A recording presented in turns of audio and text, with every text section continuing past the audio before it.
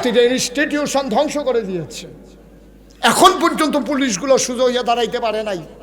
এখন পর্যন্ত আজকে 4 মাসের মতো হয়ে গেছে, পুলিশ ডিপার্টমেন্ট এমন ধ্বংস করে দিছে, লজ্জায় মানুষের সামনে ওরা দাঁড়াতে পারে না। কেন এমন হইল? কে করলো এমন? তাদেরকে মুখোমুখি দাঁড় করিয়েছে জনগণের সামনে।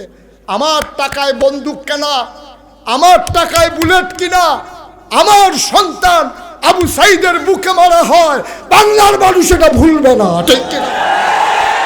আজকে পৃথিবীতে এমন কোন দেশ নাই, সরকার বদলের পরে 330 জন মেম্বার অফ পার্লামেন্ট, আমলা কামলা, র্যাব, গোয়েন্দা, ঊর্ধ্বতন অফিসার, ব্যবসায়ী একসাথে একটা দেশ থেকে একটা দল বের হয়ে গেছে, পৃথিবীর ইতিহাস নাই, ঠিক কিনা বল? কারণ ডাক শুনে নাই। আমরা অনেক বলেছি তখন যে এই কাজগুলো ভালো হচ্ছে না, এই কাজগুলো ভালো হচ্ছে না, পরিণতি ভালো না। কারণ পরিণতি ভোগ করতেই হয়। তখন যদি আমাদের কথা শুনতো তাইলে আজকে দেশ ছেড়ে চলে যাওয়া লাগে না। একজন মানুষও দেশ ছাড়ার দাবি করে নাই। সবাই কি দাবি করছিল? দফা 1 দাবি 1, পদত্যাগ পদত্যাগ। আল্লাহ কয় না, দফা 1 দাবি 1, দেশ ত্যাগ দেশ ত্যাগ, ঠিক কিনা? কেউ চায় নাই দেশ ত্যাগ, কোনো আলেম চায় নাই, কোনো রাজনৈতিক দল চায় নাই, কোনো বৈষম্য বিরোধী ছাত্র আন্দোলনের মিছিলে আমি এই স্লোগান শুনি নাই। আল্লাহ এটা পাল্টে দিয়েছেন। তোমরা দাবি করেছো দেশ ত্যাগ, আর আমি মনে করি আর তোমরা দাবি করেছো পদত্যাগ, আর আমি মনে করি দেশ ত্যাগ করাই উত্তম। কারণ যা করেছে এই দেশে না থাকাই ভালো। আমরা তারা কি ধবধবে সাদা দাড়ি, কি সুন্দর পাঞ্জাবি, কি সুন্দর ভাইজামা, এই শেয়ার বাজারের মধ্যবিত্তের ওই মায়েদের নাকের ফুল, কানের দুল, গলার মালা, হাতের মালা বিক্রি করা টাকাগুলো, বন্ধক দেওয়া জমির টাকাগুলো শেয়ার মার্কেটের নাম দিয়া সবগুলা টাকা খাইয়া দরবেশ সাজ্জা উনি সুন্দর করে দাড়ি দুড়ি লইয়া কামাইয়া কুমাইয়া হমান, ঠিক কিনা কও? কি নমুনা দেখলে মনে হয় যেন ফেরেস্তা নাজিল হইছে। আইটা যে যায় মনে হয় ফেরেস্তা আটতে আছে। আরে বাবরে কি আর নাগাইছেন হিসাব বেলা, মনে হয় ফিরানি ফির দস্তগির। নমুনা দেখলে মনে হয় ফিরানি ফির দস্তগির একটা দেখতে আছে, কামাইয়া কুমাইয়া বিপদ পড়ছে রহমান, ঠিক কিনা কও? তাহলে দাড়ি রাইখেই আপনি মুসলমান পরিচয় দিতে পারবেন না। এটা মুসলমানের একটা শেয়ার, এটা একটা প্রকাশ, একটা অঙ্গ। মুসলমানের বিভিন্ন লক্ষণের ভিতরে এইটাও একটা। দাড়ি রাখছেন আপনি মুসলমান। আচ্ছা ওখানে সহজ করে কই কথাটা যখন আইছে, আপনি দাড়িটি লইয়া কবরও যাওন আর কামাইয়া কবরও যাওন, আপনি ভাই হইতে হইতে চিন্তা করেন কোনটা ভালো হয়। তবে সমস্যা কি জানেন? বাংলাদেশের মানুষ শিক্ষা নেয় না। 15 বছর ধরে যেই জগদ্দল পাথরের মতো একটা অপশক্তি, ভোট ছাড়া, নির্বাচন ছাড়া, জনগণের ম্যান্ডেট ছাড়া, রাতের ভোট দিনের ভোট রাতে কইরা, আমি তুমি দামি দিয়া, কোনো মতে জোর জবরদস্তি কইরা, র্যাব, গোয়েন্দা, পুলিশ, দলীয় ক্যাডার ব্যবহার কইরা যারা 15 বছর ক্ষমতায় রইল, তাদের যেই দুষ্টি, এইটি যদি ওহন আমরা শিক্ষা না নেই, তো আমরার পরিণতিও যে আবার এরকম হইব, এই আহলটাও আল্লাহ আমরা দিয়েছেন। আর না হইলে আগে সিএনজি স্ট্যান্ডও যারা চান্দা তুলছে, অহন তুলে গাড়ায়। অহনকে চান্দা তুলে, অহন কি চান্দা আছে না নাই? নাই, এই 2 ভাগ হয়ে গেছে, 2 ভাগ হয়ে গেছে। লাগছে গাছে মাছে ফ্যাস, এইটা ছড়াইতে ছড়াইতে তো ফজরের আজান দিয়া লাগবে।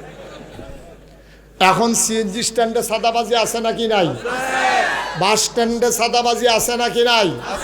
তাহলে এই কাম কইরা 15 বছর পরে সবাই চাইছিল পদত্যাগ, আর আল্লাহ কয় দেশ ত্যাগ।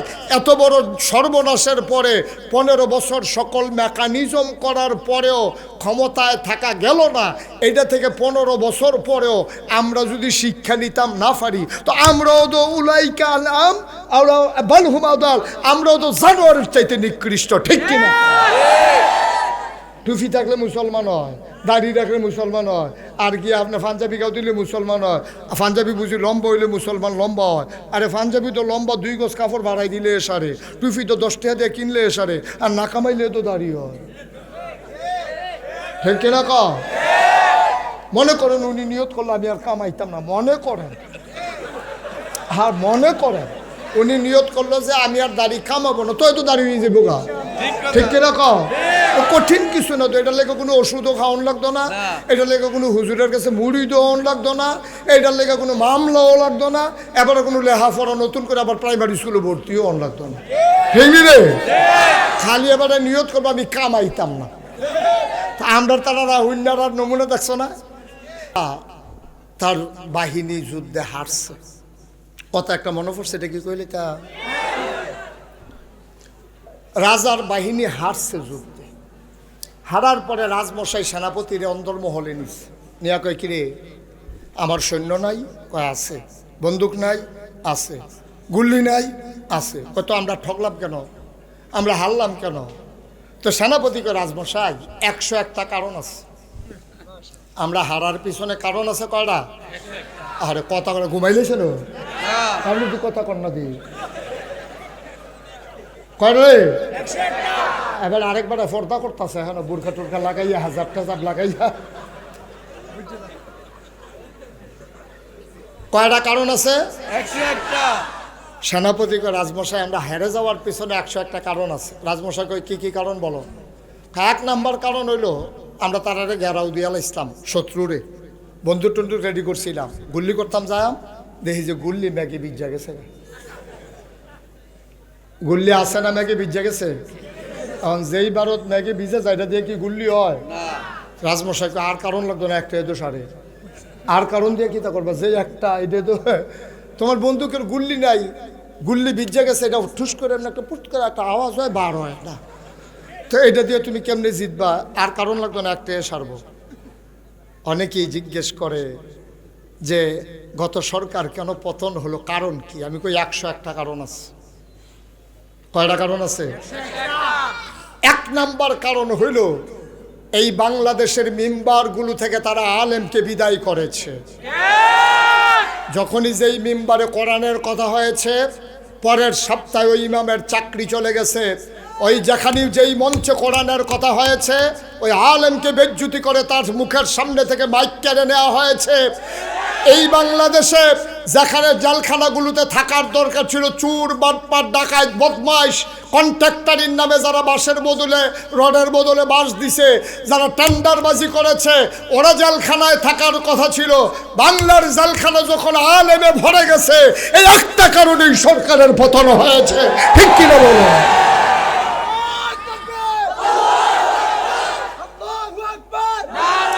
আর কোনো কারণের দরকার নাই তো।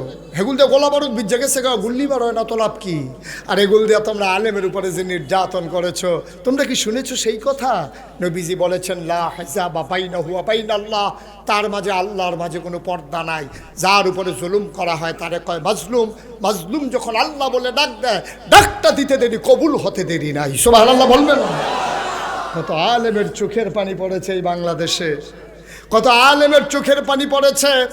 কত মানুষ ঘুম করেছ, ঈদের দিন সকালবেলা ছোট বাচ্চা রঙিন জামা পরে অপেক্ষায় আছে, বাবা আসলে আঙ্গুলে ধরে ধরে ঈদগাহে যাবে।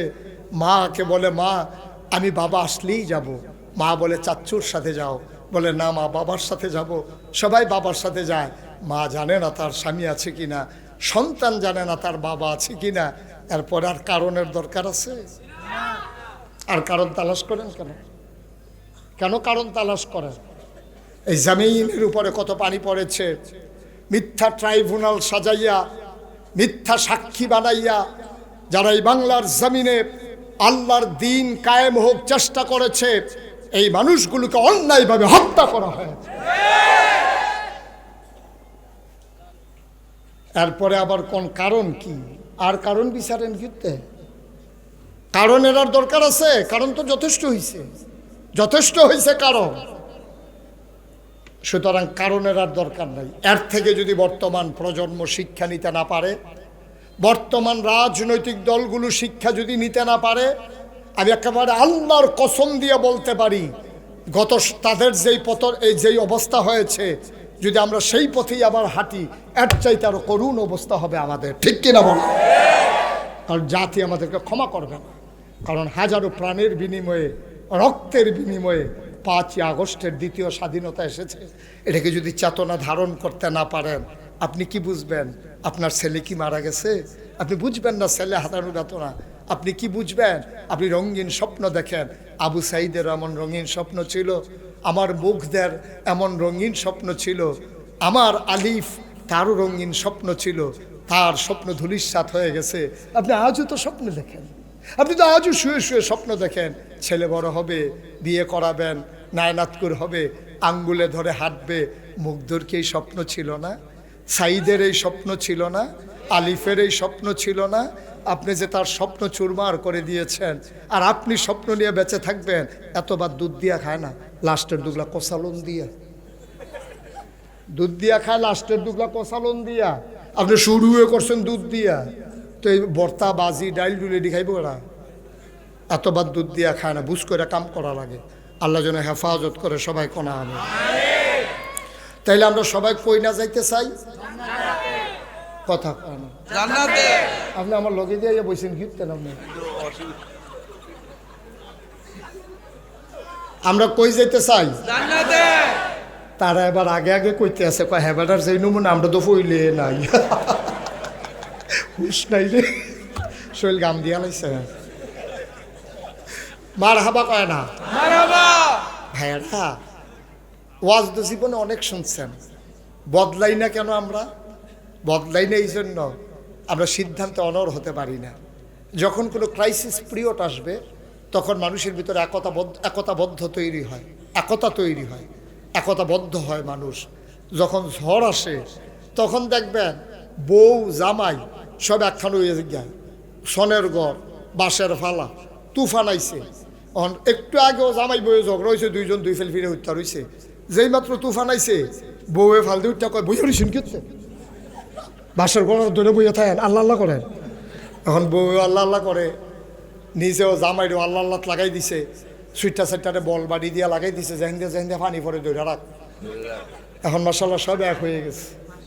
তুফানে আইয়া সেরা এবিডির ঝগড়াও ইয়া দিছে, আর হেতে বেড়ায় মনে মনে দোয়া করতেছে, আল্লাহ ঘন ঘন তুফান আইও, যেন আমরা যেন মিল্লা ছিল চলতাম পারি। সরাগে পাওয়া গেছে ওরা কারা? আবু জেহেল, আবু লাহাব, উতবা, সাইবা, মুগীরা, ওই কাফেরের দল। এখন ওই জমানায় মানুষ দুই ভাগ হয়েছে। কয় ভাগ না হয়েছে? এক ভাগে পড়ে গেল আবু বকর, উমর, উসমান, আলী, তলহা, জুবাইর, আব্দুল ফনিক, রাউফ, সাদ ইবনে রবিয়া, এরকম যারা যারা সাহাবা, তারা পড়লো এক ভাগে। আরেক ভাগে পড়লো আবু জেহেল, আবু লাহাব, উতবা, সাইবা, মুগীরা, আরও যারা কাফের ছিল তারা। এখন আপনাকে বলতে হবে, আমরা কি আবু জেহেলের বংশধর নাকি আবু বকরের বংশধর? আমরা কি আবু জেহেলের দলের নাকি আবু লাহাবের, এই আবু বকরের দলের? সবাই আবু বকরের দলের। তাহলে আবু বকর কি কইরা আবু বকর হইল? আবু বকর রাদিয়াল্লাহু তাআলা আনহু কেমনে তা শুনলো? রাদিয়াল্লাহু আনহু ওয়া রাদু আনহু, তার ব্যাপারে আল্লাহ খুশি, আল্লাহর ব্যাপারে তারা খুশি। তাহলে আবু বকর কি কাম কইরা এরকম কোরআন শরীফের আয়াত পাইলো, তো আমরাও যদি এই কাম করি, তো কোরআন শরীফের আয়াতের ভিতরে আমরাও পড়ে যাবো। সুবহানাল্লাহ বলবেন না? সহজ ওয়াজ, কঠিন ওয়াজের কোনো দরকার নাই। আর যদি আবু জেহেল কি কাম করার পরে জানোয়ার কইল আল্লাহ, যে ওয়ালাহুম কুলুবুল্লাহ ইয়াফকাহুনা বিহা, ওয়ালাহুম আয়ুনুল্লাহ ইউবসিরুনা বিহা, ওয়ালাহুম আযানুল্লাহ ইয়াসমাউনা বিহা, উলাইকা কাল আনআম বাল হুম আদাল। কি কাজ করার কারণে তারা জানোয়ার কইল? তো যে আবু জেহেলে যেই কাজ কইরা জানোয়ার হইছে, তো আমিও যদি এই কাজ করতাম পারি, মাশাআল্লাহ আপনিও জানোয়ার হইবেন। আর যদি মনে করেন যে না আমি জানোয়ার হইতাম না, আল্লাহ যার ব্যাপারে খুশি আমি ওই দলের ভিতরে পড়তাম চাই, তাহলে আবু বকর, উমর, উসমান, আলী, সাহাবারা কি কাম করছে আমরা শুনবো, এই অনুযায়ী আমরাও জীবন চালাবো। আবু জেহেল, আবু লাহাব, উতবা, সাইবা যেই কাম করছে আমরা ঘৃণা ভরে প্রত্যাখ্যান করব, সেই কাজ করব না। আপনারা এখন কইতেন কইছি এটা কালু খায় না কইবেন, আপনি কামনাগুলো ফোন করে আমারে জানাইবেন, ঘুমাইয়া চিন্তা না করতেন কইছি, এবার করে বক্কর করে এবার একটা রায় দেওয়া হইছে। এবারের মতো বুঝুন না, আর এই মারটাত নাই কেউ।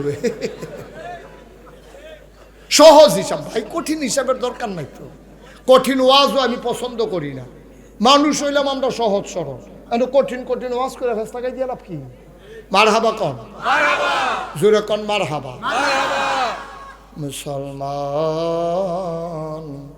কি কাজ করে আবু বকর হলো? কোন কাজ করে আবু জেহেল হলো? কি কাজ করার কারণে আবু জেহেল লান্নতের জিন্দেগি? কি কাজ করে জাহান্নাম তার নিশ্চিত হলো? কোন কাজ করার কারণে সম্মান মর্যাদা পেল আর নিশ্চিত জান্নাতি বান্দা হলো? জানার দরকার আছে নাকি না? জানার দরকার ছিল না, এই জন্য দরকার যেহেতু আপনি জান্নাতে যেতে চান। সহজ হিসাব, কোনো দরকার ছিল না জানার। ১,৫০০ বছর আবু বকর কিতা করছে আমি হুনাম গীতাম, আমার কি দরকার? ১,৫০০ বছর আগে আমরা যা মনে ধরে তা করছে, আমার দরকার কি? দরকার এই জন্য যেহেতু আবু বকর আমার মডেল, আবু বকর যেহেতু আমার উসওয়াতুন হাসানা, নবীজি তিল তিল করে আবু বকরকে করেছেন। এখন আবু বকর কেমনে গইড়ে উঠছে, আমিও এমনি গইড়ে উঠাম। নবী এনা নাই, নবীর কথা আছে, আবু বকর এনা নাই, আবু বকরের জীবনী সুবহানাল্লাহ কয় না রে? তাহলে আমি ওই রকম হয়ে যাব, তাহলে আমিও জান্নাতের সুসংবাদ পেয়ে যাব। দুনিয়ায় থাকতে হয়তো আয়াত নাজিল হবে না, আমার ওভার কনফিডেন্স তৈরি হবে, আমার মন সাক্ষী দেবে। মৃত্যুর পরে এলাকার মানুষ চিৎকার করে বলবে, আহারে একটা ভালো মানুষের বিদায় হবে। ঠিক কিনা কন? এর আর বড় সাক্ষীর কি দরকার? এর বড় সাক্ষীর কি দরকার? দেখলেন না 15টা বছর। মোবাইলটা বন্ধ করো, বেয়াদবি করবা না। 3বার বলা হয়েছে,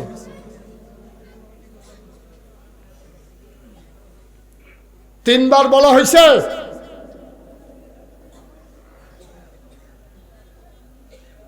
আমিন কন, জোরে কন আমিন, আরো জোরে মুসলমান মন দিয়ে শুনুন। ১,৫০০ বছর আগে আল্লাহ যখন নবী পাঠালেন, আল্লাহ ঘোষণা দিয়ে দিলেন, ওয়ামা আরসালনাকা ইল্লা রাহমাতাল লিল আলামিন। এই নবী তোমাদের জন্য রহমত। কাদের জন্য রহমত? কোন জায়গায় রহমত? আল্লাহ জানিয়ে দিলেন রাহমাতাল লিল আলামিন, সমস্ত জগৎ সমূহের জন্য তিনি রহমত। আল্লাহ হইলেন রব্বুল আলামিন, নবী হইলেন রহমাতুল লিল আলামিন। তাইলে বোঝা গেল আলামিন শব্দ ঠিক আছে দুই জায়গাত, এক জায়গায় রব আর এক জায়গায় রহমত। এটা দিয়া প্রমাণ হয়ে গেল যত জায়গায় আল্লাহ রব তত জায়গায় আমার নবী রহমত। ঠিক কিনা? এই যে ভাই, আপনি যেখান থেকে উঠে আসছেন ওইখানে যান, ওইখানে যান। দোহানটা খুললে সরছি না, বাহি দেন। ওয়াজটা শুরু হয়েছে না, বেটা উঠে সিফা দিয়ে বইয়া থাহ। তোমার কি অন্য মাহফিলের মতো লাগতেছে? তুমি নমুনাটা কি চাইতেছে টার পাইতেছো না? সিফা দিয়ে বইয়া থাহ, উঠোনের চিন্তাও করবা না। হাতে মনে করছো অন্য হুজুর। আরে এই ছেলেটা এত বিরক্ত করলে আমি ওয়াজ করবো কেমনে? ভাই আপনার কি কেউ দেখেন না? তো থাপ্পড় ফাউন্ড হয়েছে মিনিমাম 50টা। তার মোবাইলটা একজন নিয়ে নেন হাতে।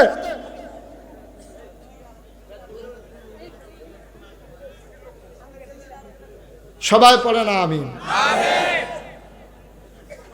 এগুলো তো বেয়াদবের চূড়ান্ত কয়েকটা বসছে এখানে, বেয়াদবের চূড়ান্ত।